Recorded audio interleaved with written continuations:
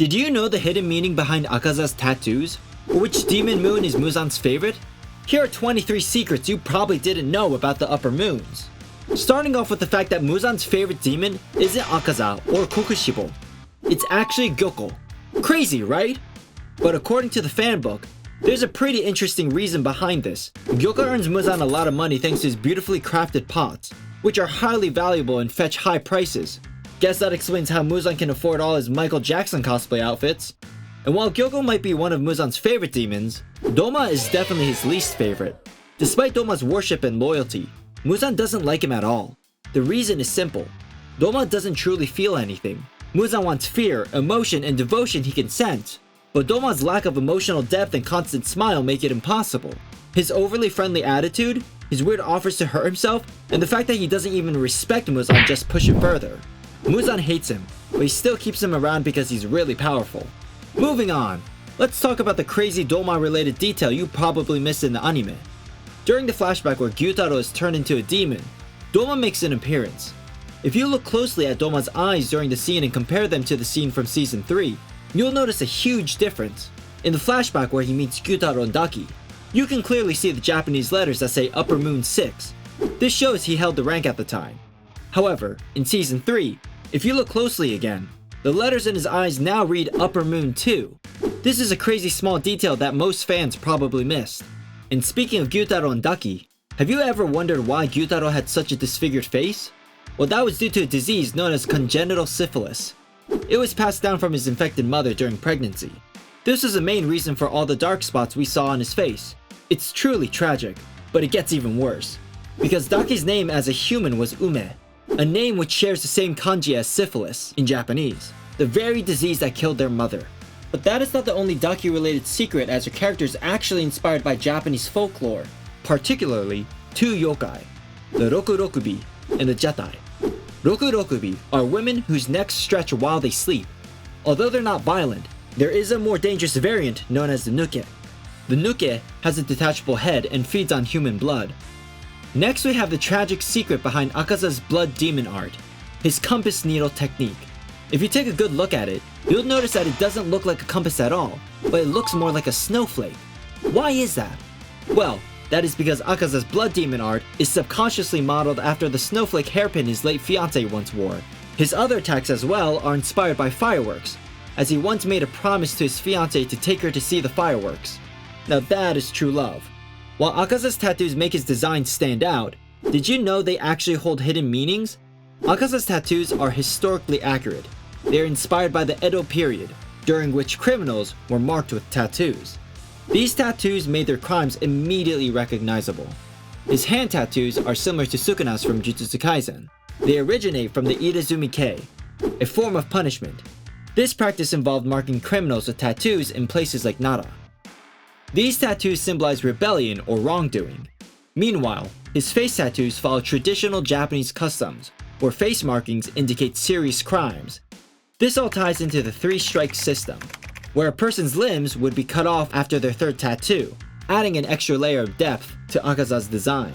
While Tengen might be the luckiest dude ever thanks to his 3 beautiful wives, you'll be shocked to know that he isn't the one with the most wives in the series. That title actually belongs to Muzan, as he married over 5 different women during his lifetime. According to the official Demon Slayer fanbook, it was revealed that each and every one of them committed suicide due to how awful he was to them. But Muzan isn't the only one who couldn't keep a relationship. Hantengu, the former Upper Moon 4, also had the same issue, only his was way more twisted. In the second fanbook, it was revealed that Hantengu had multiple marriages and fathered several children during his lifetime as a human. However, whenever he was accused of anything dishonest, he saw himself as the victim. In a fit of rage, he would murder his entire family.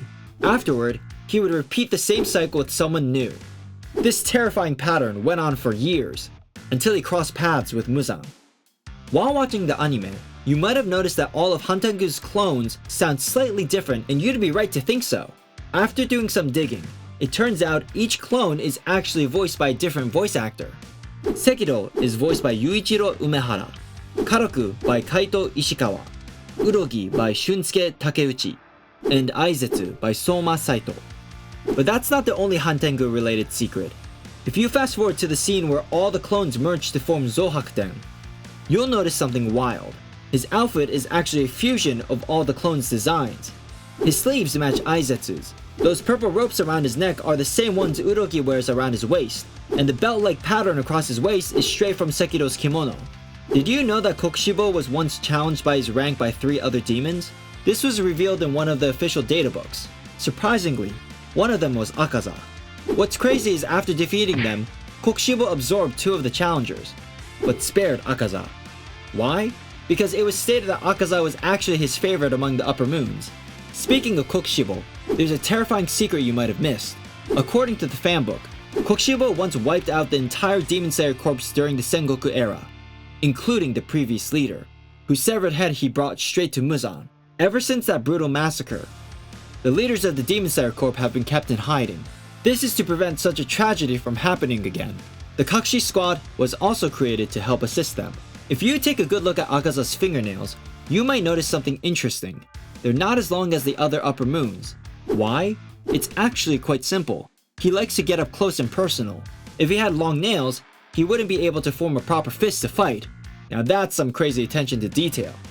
But something even crazier would be Enmu's backstory, which is only revealed in the fanbook. As a human, Enmu couldn't tell dreams from reality. Once he became an adult, he would often pretend to be a doctor. He used hypnotic therapy to trick people into thinking they were healed. However, when he was exposed, he showed zero remorse. He eventually encountered Muzan, who ripped him open and devoured his intestines. However, Enmu didn't even flinch. Instead, he smiled, thinking it was all a dream. This fascinated Muzan, making him turn Enmu into a demon. Before we continue, if you're having a great time so far and want to be entered in our video shoutout giveaway, simply subscribe and comment "I subbed" and you'll be entered. This shoutout giveaway goes to @JeffersonKalen1843. Thanks for being a part of the family. Let's get back to the next crazy secret. But that's not all. Enmu's name actually carries hidden meanings. The first 2 letters, N, refers to nightmare in Japanese, while the last 2, Mu, means dream or vision. This is an obvious reference to his blood demon art, tying his name perfectly to his abilities. Another secret about Enmu is in the way he dresses. Out of everyone in the show, he's the only one who stands out by not wearing traditional Japanese attire. Instead, he always wears a long black button-up coat that arches upwards on either side of his legs. This unique attire resembles more of a Western or Moroccan style, making him even more distinct in terms of appearance. If you look closely at the Upper Moons, you might notice something interesting. They seem to share some similarities with the 7 deadly sins. Gyutaro represents envy, constantly feeling jealous of others. Daki fits lust, as she's literally an oiran. Gyoko is a perfect example of pride, with his massive ego and anger when others outperform him. Hantengu portrays sloth, hiding behind his emotions while others do the fighting. Akaza embodies wrath, relishing every fight more than anyone else. Doma represents gluttony, indulging in his twisted desires for women. And finally, Kokushibo exudes greed, abandoning his family and humanity in search of power. Unlike most demons in the series, Kokushibo is the only one with 6 eyes, and there's a crazy reason behind it.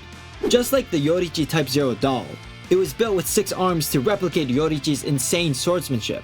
Kokushibo developed 6 eyes in an attempt to keep up with it. Yorichi was so fast, so precise, that not even a demon like Kokushibo could track his movements with just 2 eyes. So his body adapted, sprouting more eyes just to follow the flow of Yorichi's blade.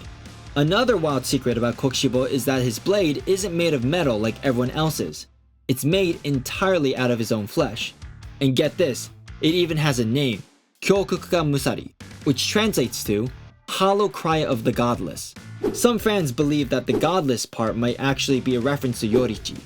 Since he's long gone, it feels as though Kokushibo's god no longer exists. And the hollow cry, that could be the lingering agony Kokushibo feels from losing the only person he ever respected.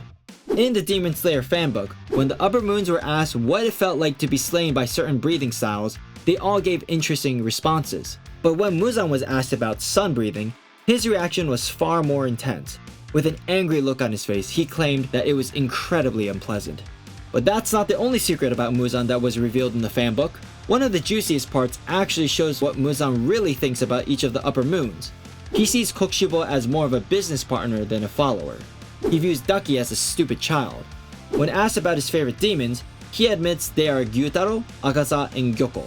As for Hantengu, he finds him straight up annoying and completely intolerable, which kind of makes sense. Now those are some insane secrets about the upper moons, but if you're ready for something even crazier, check out this video where I watched Demon Slayer at 0.25 times speed and uncovered some mind-blowing details you probably missed. Go on, click it!